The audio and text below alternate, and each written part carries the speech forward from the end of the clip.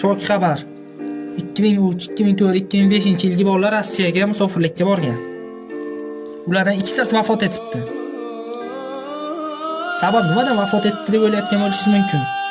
Energetik, mana flash, garella degan energetiklar bor, bilasizlarmi? Ana shuni bir kunda ikkitadan ziyod iste'mol qilgan. O'shani bittasi ham zarar. Tem bo'l yosh yigitlar, bo'ydoq yigitlar. Tavsiya qilmayman o'sha narsani. Bittasi ham zarar o'shani. Yurak xurujidan vafot etgan ikkitasi. Hozir bu narsa ko'p kuzatilyapti. Iloji boricha do'stlar, o'shani ichmanglar. Undan ko'ra suv ichinglar, fanta ichinglar. O'zlaringiz sog'liqlaringiz uchun ozgina jon qo'ydiringlar iloji boricha. Yaqinlar, ichmanglar o'sha narsani. Yerda hamma oilasi eson-omon qaytgisi keladi. Oilangizdagilar ham sizlardan ko'p sog'inadi sizlarni.